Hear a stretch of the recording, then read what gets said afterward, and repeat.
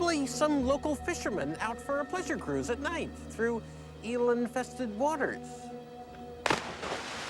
Whoa! Go in! Get after her! I don't swim. I only dog paddle. Yeah!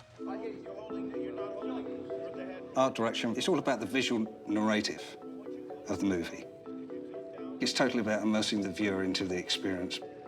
I've always felt that art direction sets the tone for the look and feel of that particular project.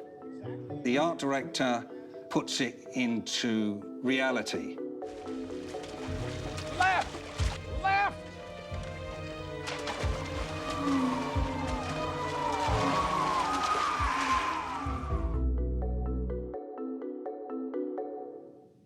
I came on originally as a set designer, a draftsman, as we call it in the UK.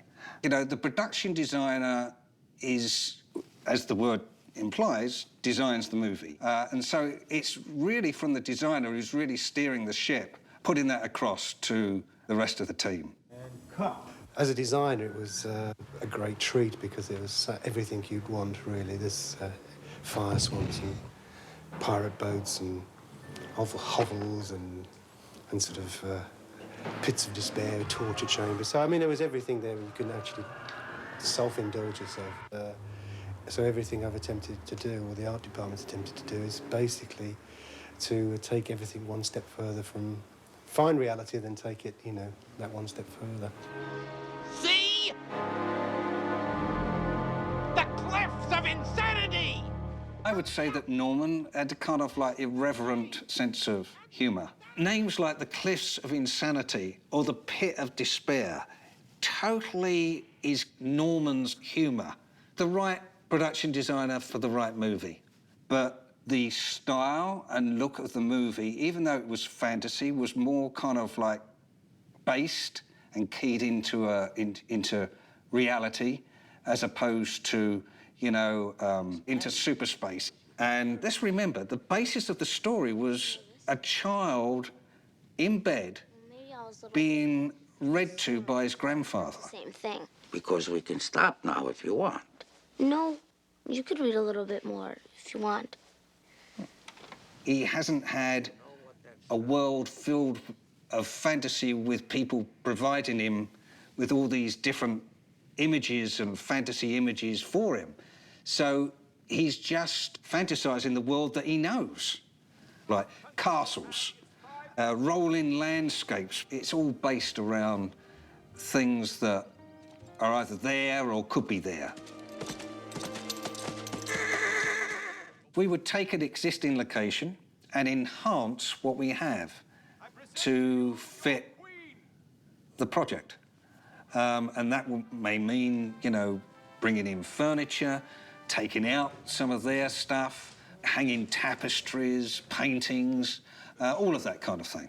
I would say the art department was hands-on with other visual aspects of the film. We have to remember as well that so many movies in those days was all done in camera.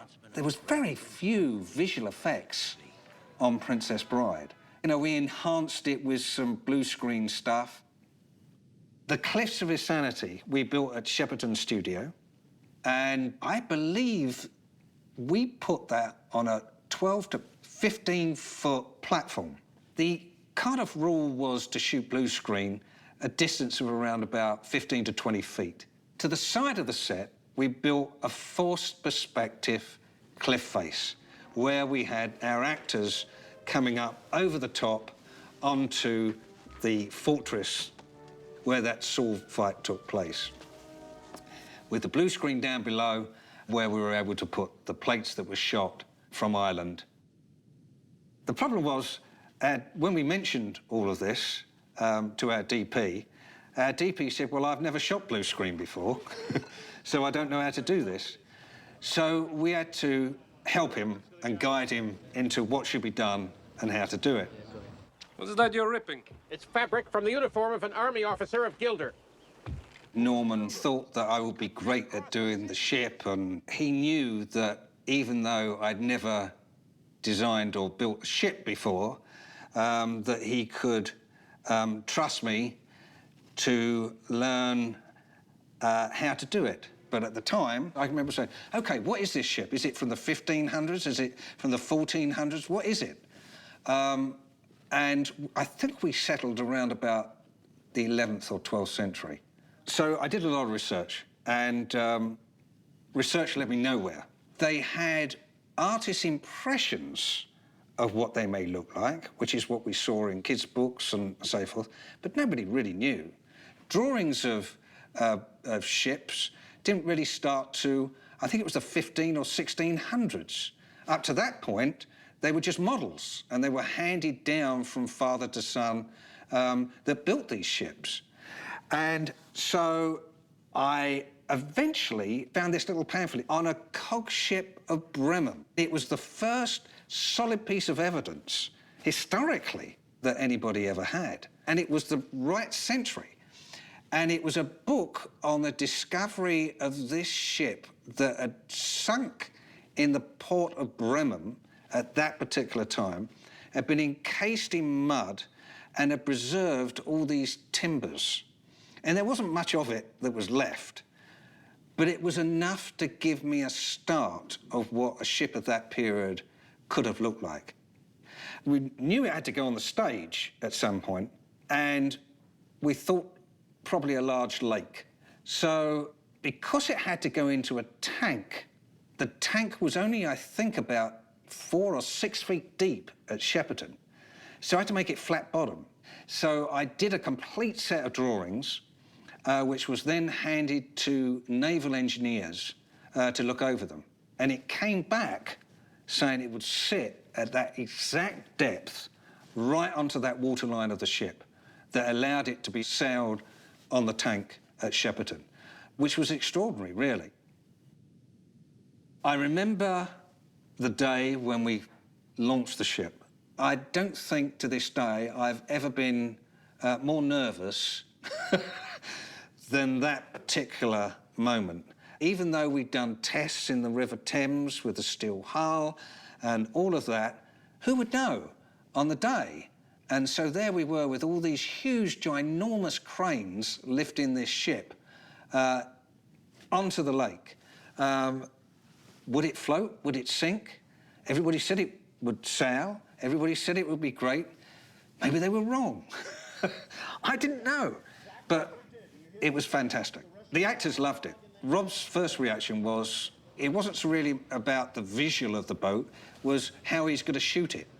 And he kind of like went into a panic, if I remember rightly, because all of a sudden he was presented with this huge ship, and he's got actors and giants to accommodate. But once he settled and thought about everything, everybody was great. I started working on the torture machine, the Pit of Despair, through a movie that I previously worked on, Never Say Never Again. I was tasked to work on this huge, ginormous torture machine with this giant wheel with Bond strapped to this wheel, operated by sand weights. And these sand weights would eventually fill up and fall on this giant spike that would, as Bond was strapped on this wheel, be spinning around and this hitting him as he reached a certain point. We started to build that set, and then the set was scrapped and never used. And so when it came to this particular task, I thought, well, instead of being driven by sand, maybe this is driven by water. And all these pumps and pulleys and cogs and gears intertwine with each other to apply a power that sucks out the life from the body. But I did it in a way, because it was certainly, it didn't cost any more than what it did not to do it, to actually work. And so I made all these cogs and wheels to actually intertwine with each other, which blew my construction coordinator out the water, because he thought I should be an engineer. This being our first Everybody, you know, stood there with their mouths open, watching all these cogs and machines whirling around, sluice gates opening, water rushing through, pumps pumping. It's a lot more fun. and everybody enjoys it, and it makes a good feeling for the movie. And I can remember the only problem we had on that particular set was the fact that the suction cups wouldn't stay on Carrie's body. And they kept falling off. And so we landed up with some big kind of like masking stuff to keep the cups on it. The experience for me was fantastic. It gave me, more than anything, a sense of confidence that something that I personally had never done before, didn't know anything about, had no idea of how to build these particular things, could be achieved. I've been in this business for over 40 years, and for me, Princess Bride still holds as the best experience that I've ever had working on a film. Fezzik, are there rocks ahead? If they are, we all be dead. No more rhymes now, I mean it. Anybody want to feel it? Yeah!